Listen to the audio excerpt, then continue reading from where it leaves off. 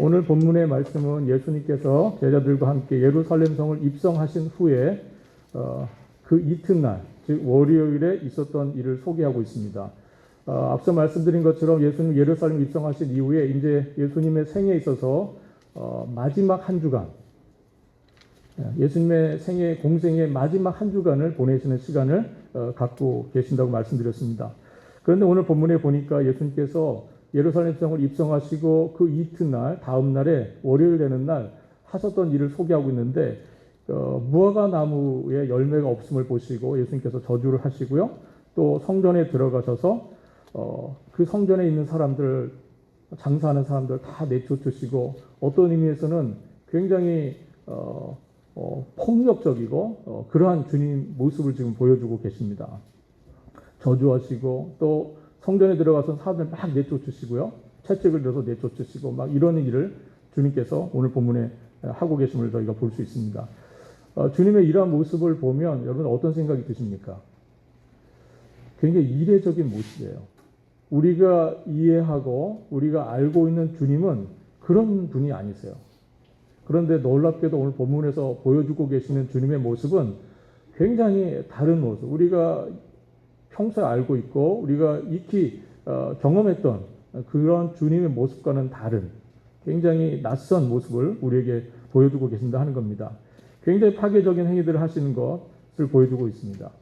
우리가 마가복음 5장을 해서 봤을 때 우리가 마가복음 5장에서 거라사 지방에 사는 어떠한 사람이 귀신에 들리게 되죠. 그래서 그 사람을 고쳐주시는 과정에서 2,000마리나 되는 돼지떼들이 몰살을 하는 그런 일이 있었습니다.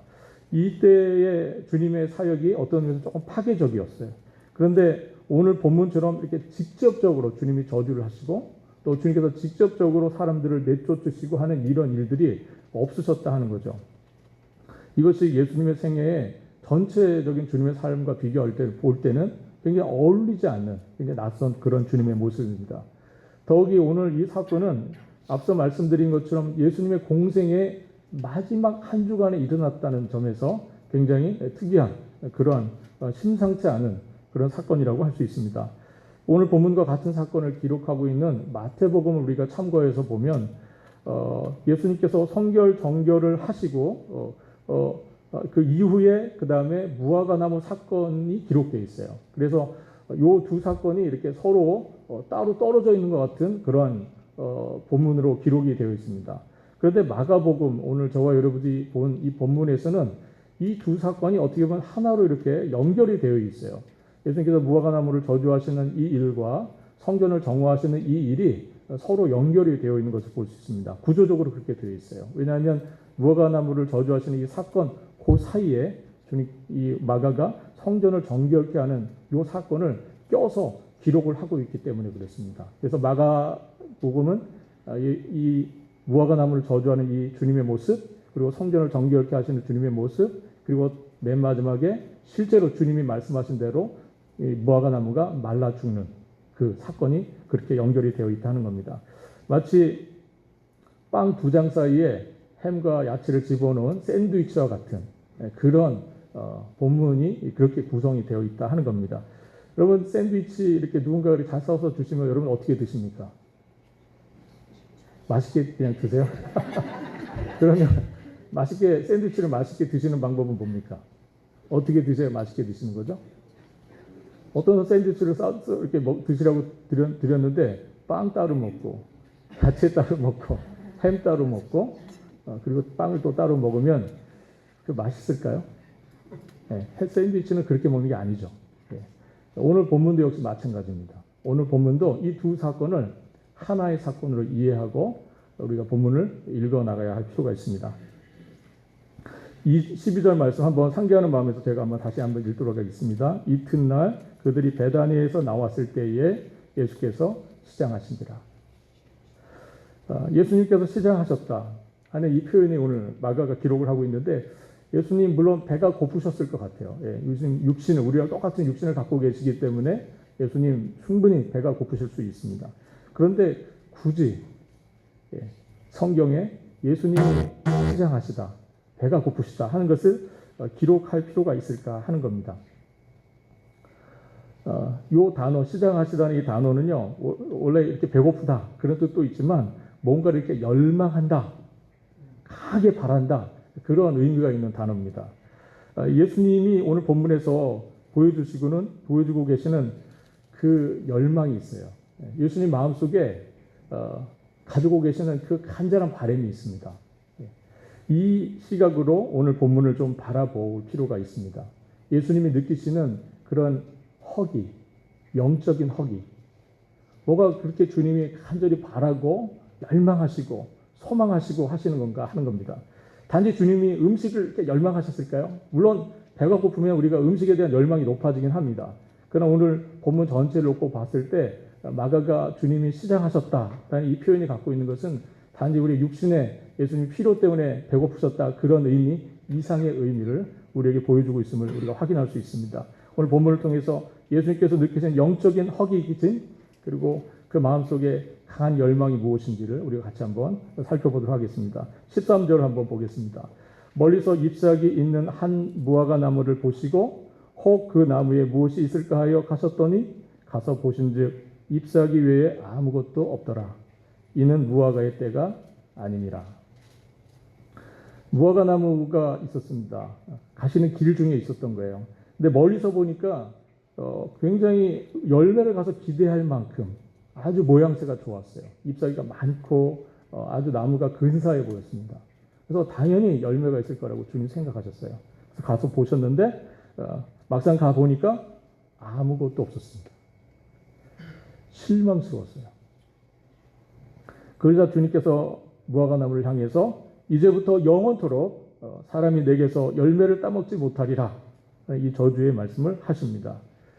예수님께서 무화과 나무를 저주하신 일을 생각하면 좀 이상한 생각이 듭니다. 왜냐하면 예수님은 누군가 자신의 능력을 가지고 누군가를 죽이려고 하신다든지 누군가를 저주하는 일에 주님이 자신의 능력을 쓰신 적이 없기 때문에 그렇습니다.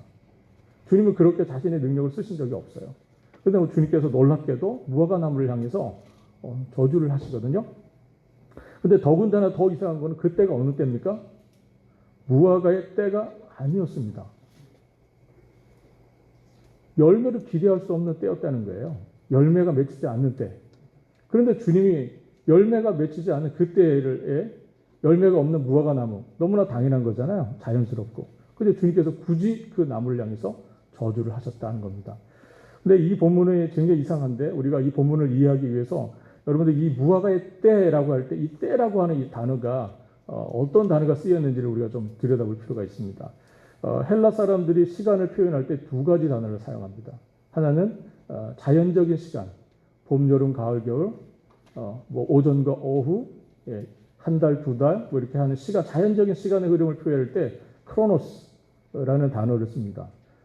그게 아주 일반적인 표현이에요. 그래서 사실은 마가가 무화과의 때가 아니다 할 때 이 때라는 단어를 쓸 때 크로노스라는 단어를 써야 사실 맞습니다.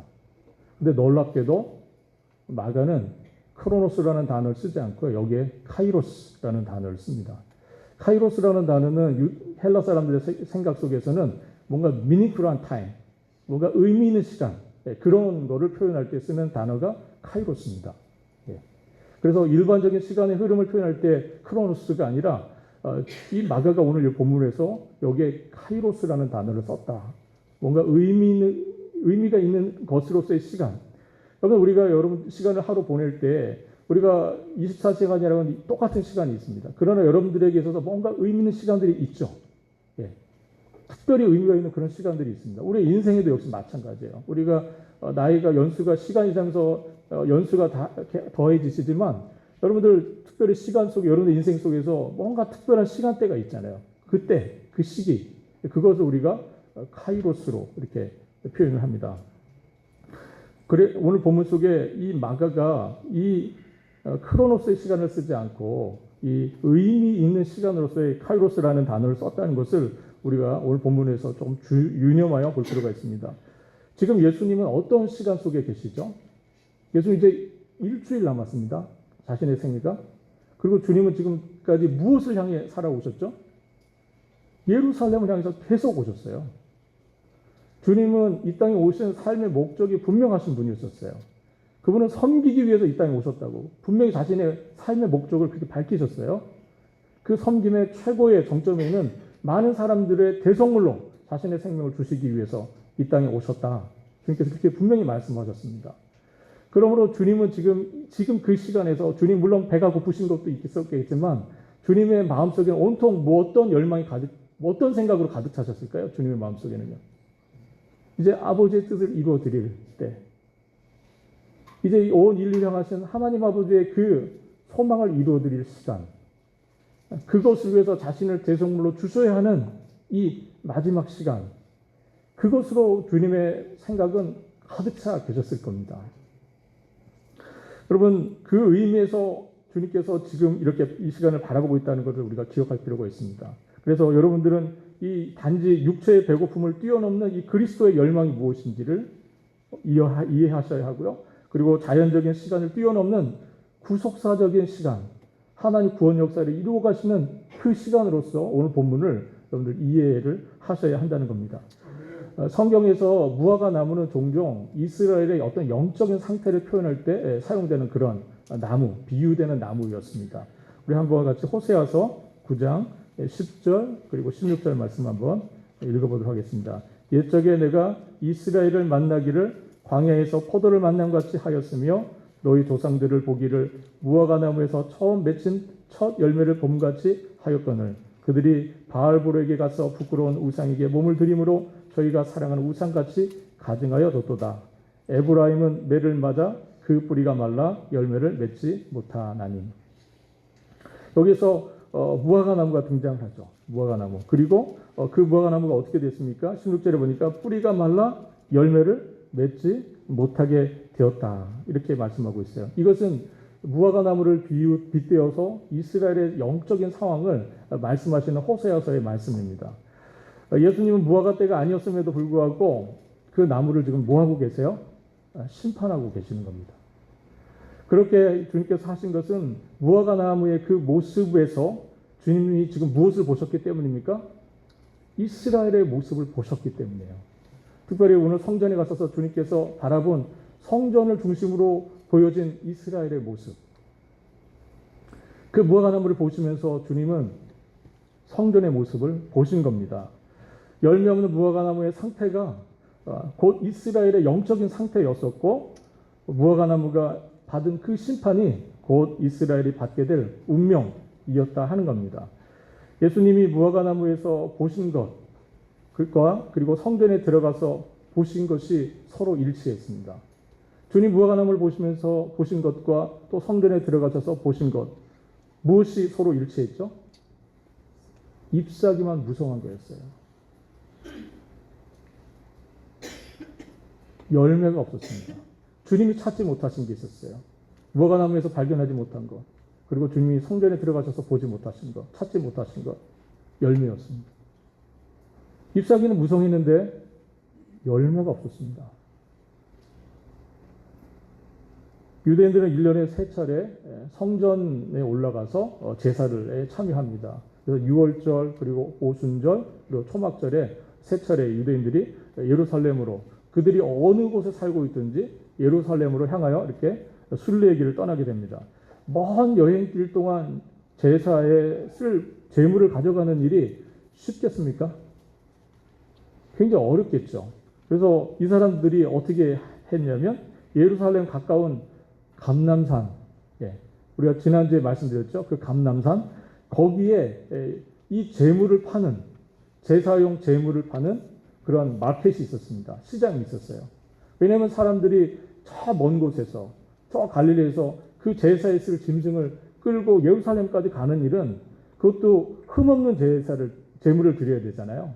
그러니 이게 쉬운 일이 아닙니다. 그래서 이 사람들이 생각을 한 거죠. 가서 근처에 가서 사자. 우리도 그렇게 하겠죠. 여러분들이 만약에 예루살렘 성전 제사에 참여를 해야 된다면 여러분도 여기서부터 짐승 끌고 가겠습니까? 그렇게 안 하시겠죠. 캐시 들고 가겠죠. 캐시 들고 가서 근처에서 사는 겁니다. 그래서 흠없는 거로 해서 제사를 참여하는 겁니다. 그런데 여기에 문제가 하나 발생합니다. 그것이 뭐냐면 제사장들과 그리고 장사하는 사람들이 서로 뭐 하는 겁니까? 예, 이렇게 딱 결탁을 하는 거죠. 예, 결탁을 하는 겁니다. 예, 어떻게 결탁을 하겠습니까? 일종의 모종의 암거래를 하는 겁니다. 일종의 이익을 위한 카르텔을 형성하는 거죠. 예, 장사하는 사람들이 제사장들에게 뭘 주겠습니까? 뇌물을 주면서 뭐라고 얘기하겠습니까? 자기네 집 짐승이 좀 이렇게 제사에 쓰여질 수 있도록 도와달라고 그럴 겁니다. 그러면 서로 그 사람들 간에 뭐가 있어야 되죠? 암호가 있어야 되잖아요. 그래서 일종의 도장을 딱 이렇게 찍어주는 겁니다. 이 도장을 딱 보면 어느 가게 건지 아는 거예요. 네. 그런 일들을 이 사람들이 하게 됩니다. 그래서 제사장이 딱 짐승 갖고 와서 보면은 그거 표시가 없는 것들은 어떻게 합니까? 흠을 막 이것저것 트집을 잡아요. 그래서 돌려보내요. 다시 갖고 오라고. 제사장은 그런 권리가 있습니다. 이 재물이 흠이 있는지 없는지를 판단할 수 있는 그 권리가 제사장에게 있어요. 딱 보고 이건 안 되겠는데 당신 가서 다른 거를 준비해 와. 그러면 이 사람이 굉장히 좀 난감하잖아요. 그거 난감해하는 표정을 보이면 거기 저기 코너에 가면 어디 가게 있는데 거기 가서 사갖고 오면 돼. 이렇게 알려주는 거예요. 그러면 이 사람이 가서 거기서 그걸 사갖고 오는 겁니다.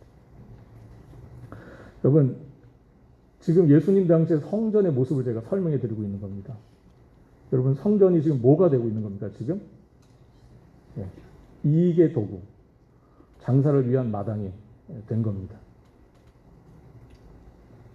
성전과 장사는 사실 어울리지 않는 표현입니다. 서로 어울리지 않는 개념들이죠. 성전과 장사.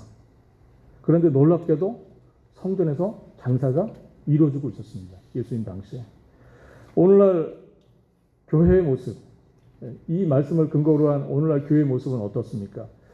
장사라고 하는 것은 이익을 남기 위한 목적으로 하는 모든 행위를 장사라고 생각해 볼 수 있습니다. 이익이 돼서 하는 것은 장사하는 거죠. 그래서 우리가 저 사람 장사하는데 이렇게 표현을 쓸 때는 뭡니까? 저 사람이 뭔가 자기의 이익을 위해서 뭔가를 하고 있다 하는 거죠. 예.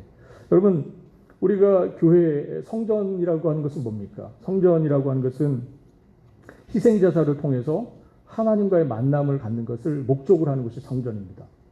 오늘날 교회는 어떻습니까? 교회도 역시 마찬가지입니다. 그리스도의 희생적 사랑을 통해서 하나님과의 교제를 이루는 것이 교회죠. 그런데 교회가 자기 이익을 목적으로 하는 사람들의 모임이 되기 시작한다면 어떻게 되겠습니까? 교회에서 장사를 한다면 어떻게 되겠습니까? 문제가 되는 거죠.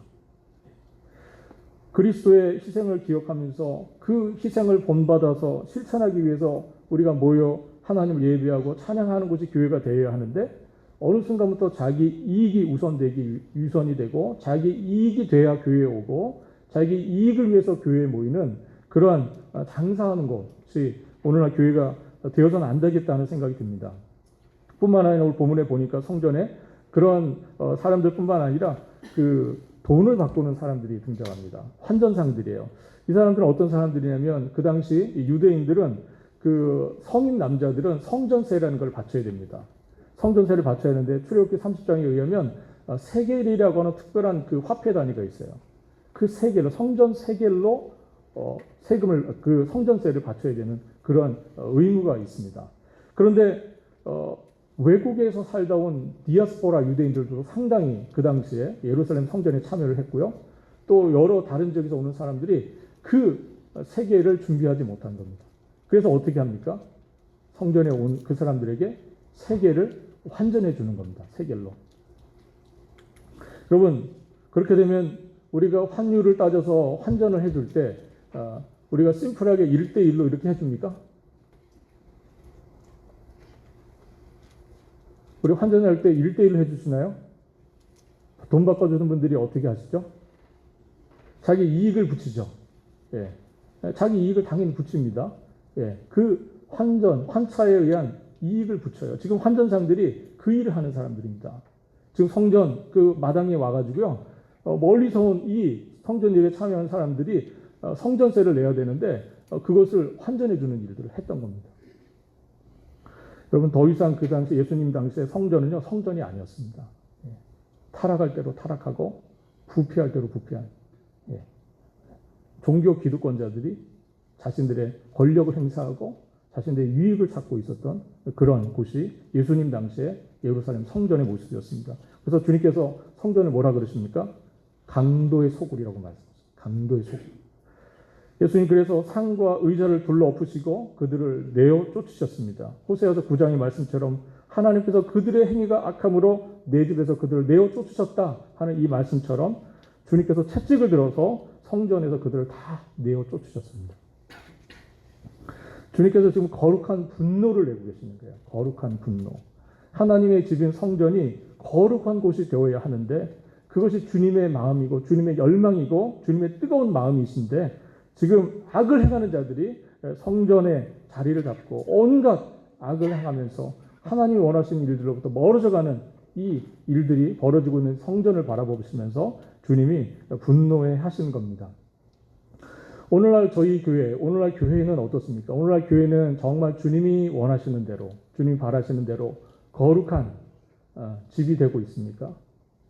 정말 이것이 우리 주님이 바라시는 정말 그리스도의 희생을 우리가 기억하고 그 희생 가운데 정말 하나님을 향한 감사와 기쁨 가운데 주님을 찬양하고 우리가 모두가 그리스도 안에서 한 형제됨을, 한 가족됨을 기뻐하면서 모이는 그러한 교회가 되고 있습니까? 오늘 우리 가운데는 자기의 이익을 쫓아서 모이려고 하는 그런 이들은 없습니까? 오늘 우리 바라건대 정말 주님이 성전을 향해 바라보셨던 그 열망으로 우리가 이 교회를 바라보고 주님이 가지셨던 그 뜨거운 마음으로 우리도 다 함께 이 교회를 바라볼 수 있는 그런 은혜가 있기를 바랍니다. 주님이 이것들을 다 물리치시고 이 성전은 만인이 기도하는 집이 되어야 한다고 말씀하십니다. 오늘 보면 17절인데 같이 한번 읽어보도록 하겠습니다. 17절입니다. 이에 가르쳐 이르시되 기록된 바 내 집은 만인이 기도하는 집이라 함을 받으리라 하지 아니하였느냐 너희는 강도의 소굴을 만들었도다 하시네. 주님의 이 말씀은 이사야 선지자의 말씀을 인용하여 말씀하신 말씀입니다. 같은 이 사건을 기록하고 있는 마태복음과 그리고 누가복음을 보면 이렇게 말씀을 하고 있어요. 저희에게 이르시되 기록된 바 내 집은 기도하는 집이라 일컬음을 받으리라 하였거늘 이렇게 마태와 누가복음은 기록을 합니다. 그런데 참 재미있게도 마가복음만 뭐라고 표현합니까? 그냥 기도하는 집이 아니라 만인이 기도하는 집 이렇게 표현합니다. 만인이 기도하는 집. 그러면 마가복음은 첫 번째 마가복음의 독자들이 누구라고 말씀드렸죠?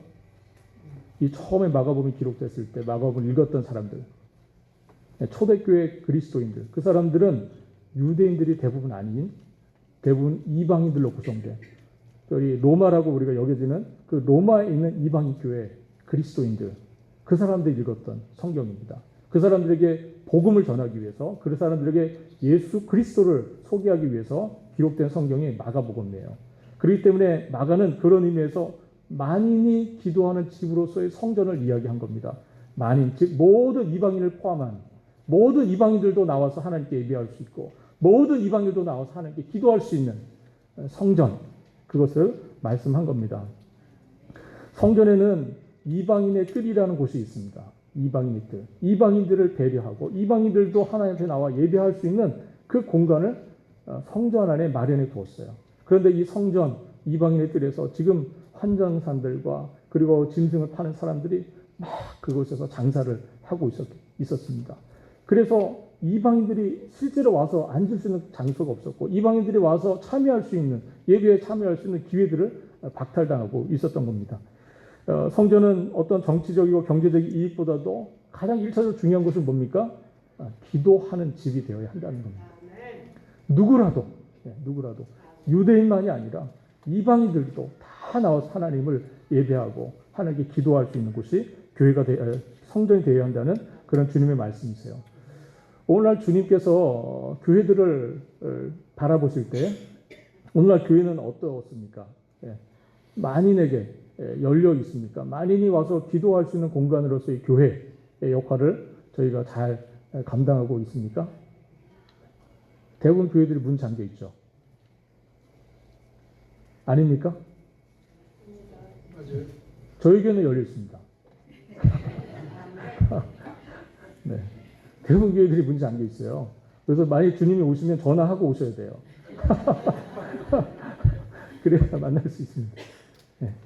주님도 허락받고 와야 되는 공간이 교회가 되었어요. 네.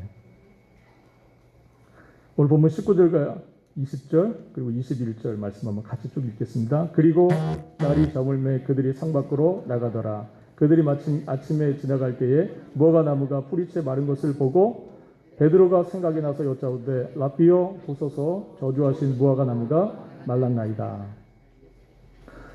다음 날입니다. 예수님께서 성전에 가서 그들을 내쫓고 성전 정화를 하신 이후에 다음 날 예수님께서 제자들과 함께 다시 그 어제 예수님께서 저주하신 무화과 나무 앞으로 지나가고 있었습니다.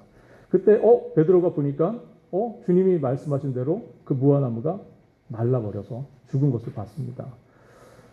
그 이야기를 이야기하자 이 베드로의 이 말에 대해서 주님께서 바로 이어서 22절로 25절까지의 말씀을 이어서 하십니다. 우리 같이 한번 상기하는 마음에서 쭉 한번 읽어보도록 하겠습니다. 22절로 25절입니다. 예수께서 그들에게 대답하여 이르시되 하나님을 믿으라. 내가 진실로 너에게 이르노니 누구든지 이 산대로 들리어 바다에 던져지라 하며 그 말하는 것이 이루어질 줄 믿고 마음에 의심하지 아니하면 그대로 되리라. 그러므로 내가 너희에게 말하노니 무엇이든지 기도하고 구하는 것은 받은 줄로 믿으라. 그리하면 너희에게 그대로 되리라. 서서 기도할 때에 아무에게나 혐의가 있거든 용서하라. 그리하여 하늘에 계신 너희 아버지께서도 너희 허물을 사하여 주시리라 하십니다. 베드로의 질문에 대해서, 베드로의 말에 대해서 주님께서 22절로 25절까지 하신 이 답변을 보면요, 조금 동문서답하시는 것 같아요. 지금 베드로는 뭘 얘기했습니까?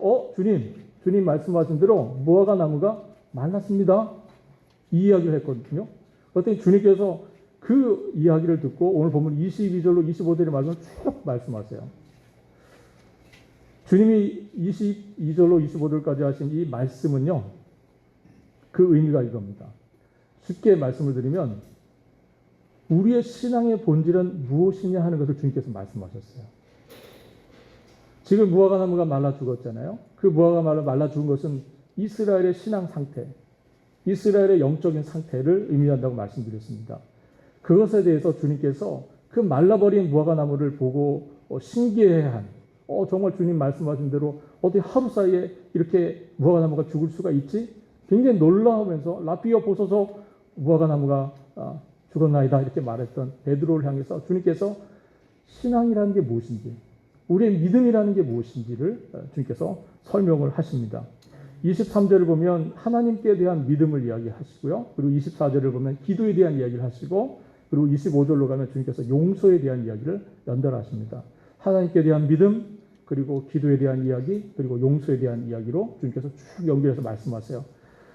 이 말씀을 통해서 주님께서 하시고자 하는 것은 신앙의 본질, 우리의 믿음이라고 하는 것이 무엇이냐 하는 것을 주님께서 말씀하고 있다는 겁니다. 신앙은 뭡니까? 우리의 믿음은 뭐죠? 우리가 하나님에 대한 철저한 믿음을 갖는 거예요. 하나님께 대한 철저한 믿음을 갖는 겁니다. 그리고 그 믿음에서 비롯된 기도하는 삶이 있어야 한다는 것이고, 우리가 그리고 기도하는 자의 삶에서 나타나는 용서의 모습, 이것이 있어야 참된 신앙이다. 이렇게 주님께서 말씀하셨다는 겁니다.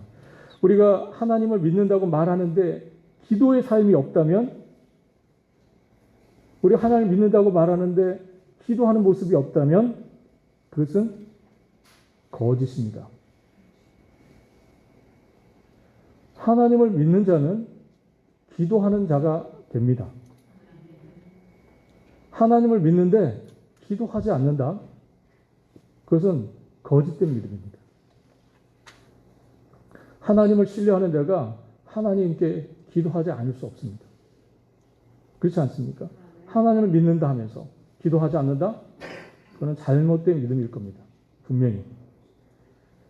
그런데 또 기도하는데 이 사람이 용서하지 않아요.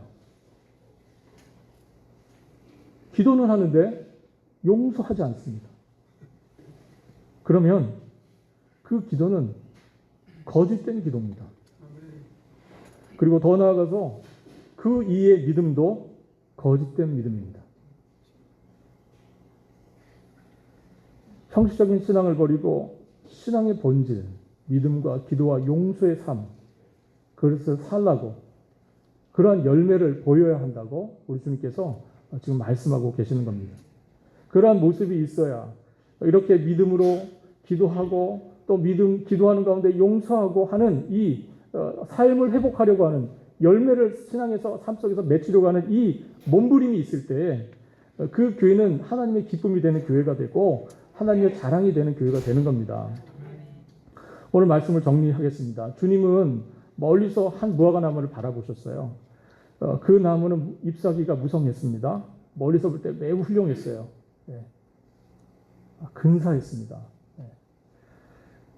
열매가 충분히 있을 만한 그런 나무로 보였어요. 주님이 가까이 가셨습니다. 그리고 거기 둘러보셨어요. 그런데 열매가 없었습니다. 여러분, 이 사건, 주님께서 무화과 나무를 살펴보시고 성전에 가시고 하는 이 일은요, 사실은 주님께서 그 전날 예루살렘의 성에 다녀 입성하시고 난 그날 저녁에 주님이 계획하셨던 일입니다. 오늘 본문 11절 한번 다시 한번 읽어보도록 하겠습니다. 오늘 본문 11절입니다. 한 목소리 읽습니다. 예수께서 예루살렘에 이르러 성전에 들어가사 모든 것을 둘러보시고 때가 이미 저물매 12제자를 데리시고 배단 위에 나가십니다. 예수님이 지금 무화과 나무를 저주하시고 성전을 둘러시는 그 전날 이야기입니다. 11절은요. 그 전날 예수님 예루살렘에 입성하셨던 종료주의를 얘기하는 겁니다. 예수님께서 예루살렘에 이르러 성전에 들어가 보셨어요. 들어가서 뭐 하셨습니까? 모든 것을 둘러보셨습니다. 다 확인하셨어요. 그리고 나오셨어요. 그리고 아침에 무화과 나무를 저주하시고 그리고 성전에 들어가서 성전을 정결케 하시고 다시 나오셨습니다. 그리고 다음날 보니까 베드로가 보니까 무화과 나무가 말라 죽은 거예요. 주님은 예루살렘 성전을 방문하셨어요. 여러분, 우리가 고린도 전서 3장 말씀에 보면 너희가 하나님의 성전인 것과 하나님의 영이 너희 가운데 거하신 것을 알지 못하느냐 말씀하십니다. 여러분, 우리 모두는 하나님의 성전입니다. 우리 주님 찾아오셔서 보실 거예요. 둘러보실 겁니다. 열매가 있는지 보실 거예요.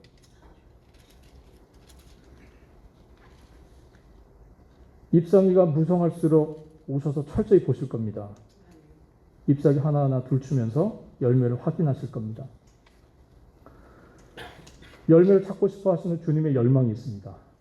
주님 열매를 보고 싶으세요. 주님의 간절한 마음입니다. 주님은 지금도 그 간절한 마음으로 우리를 찾아오실 겁니다. 주님은 지금 몹시 시장하십니다.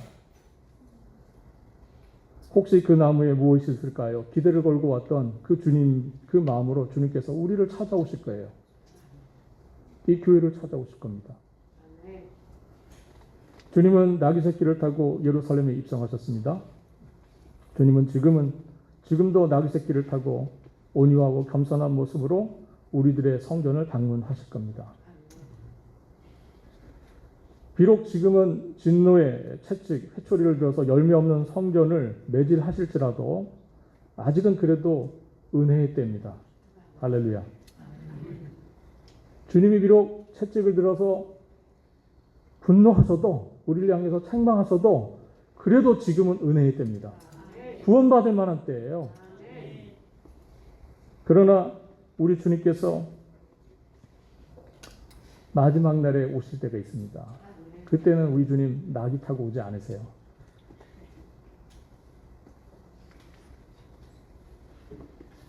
우리 주님께서 공생애 중에 딱 3번 눈물을 흘리셨습니다. 그 중에 한 번이 언제냐면 성전을 바라보시면서 우셨던 장면입니다. 누가복음 19장에 의하면 예수님 성전 정결하러 바로 들어가시기 전에 성전 바라보시면서 우셨어요. 주님이 채찍을 휘두를 때 여러분들 주님의 손에 드는 채찍을 보시면 안 됩니다. 그 채찍을 든 주님의 눈을 보셔야 돼요. 주님은 눈물을 흘리시면서 채찍을 드셨다는 사실을 기억하셔야 합니다. 주님 예루살렘을 바르고 눈물을 흘리시고 예루살렘 들어가셔서 성전을 정결케 하셨어요. 채찍을 드셨습니다. 그럼 말씀드린 것처럼 우리 주님은 더 이상 이제 마지막 때에 우리 주님 다시 오시는 그날은 더 이상 나귀를 타고 겸손과 자비와 인내와 눈물로 오시지 않으십니다. 그때는 우리 주님은 하얀 백마를 타시고 오실 것이고 예루살렘 성전에서 사용하시던 노끈 채찍이 아니라 그 입에서 나오는 예리한 검으로 만국을 치실 겁니다. 우리 요한계시록 19장 11절로 16절까지 말씀 한번 같이 읽도록 하겠습니다. 요한계시록 19장 11절로 16절. 또 내가 하늘이 열린 것을 보니 보라 백마와 그것을 탄 자가 있으니 그 이름은 충신과 진실이라. 그가 공의로 심판하며 싸우더라. 그 눈이 불꽃 같고 그 머리에는 많은 건들이 있고 또 이름 쓴 것이 하나 있으니 자기밖에 아는 자가 없고 또 그가 피 뿌린 옷을 입었는데 그 이름은 하나님의 말씀이라 칭하더라. 하늘에 있는 군대들이 희고 깨끗한 세마포 옷을 입고 백마를 타고 그를 따르더라. 그의 입에서 예리한 검이 나오니 그것으로 만국을 치겠고 신이 그것들을 철장으로 다스리며 또 친히 하나님 곧 전능하신 이의 맹렬한 진노의 포도주틀을 밟겠고 그 옷과 그 다리에 이름 쓴 것이 있으니 만왕의 왕이요 만주의 주라 하였더라. 할렐루야. 네, 다시 역시 우리 주님의 모습입니다. 주님은 더 이상 노끈 채찍을 들고 오지 않으세요. 지금은 그렇게 그렇게 하십니다. 지금은. 그러나 이때는 그렇게 오지 않으십니다. 여러분, 고린도후서 6장 2절의 말씀처럼 아직은 은혜의 날이요, 아직은 구원의 날입니다. 아직은 주님께서 은혜를 주시는 때예요. 이 은혜 가운데 다 모이시기를 바랍니다. 아직은 구원이 허락된 때입니다. 구원받을 수 있는 기회가 아직은 있어요. 이 때에 우리가 주님 앞에 나아올 수 있기를 바랍니다. 정말 오늘 말씀대로 이 말씀이 오늘 여러분들을 새롭게 하시고 우리 교회를 새롭게 하시는 주님의 말씀이 될 수 있기를 바랍니다. 우리 가운데 있는 모든 악들이 있다면 정결하게 치워내고 신랑을 기다리는 정결한 신부의 모습으로 우리가 정결한 모습으로 주님 앞에 설 수 있는 복된 은혜가 여러분들과 저에게 있기를 우리 주님의 이름으로 바라겠습니다. 기도하겠습니다.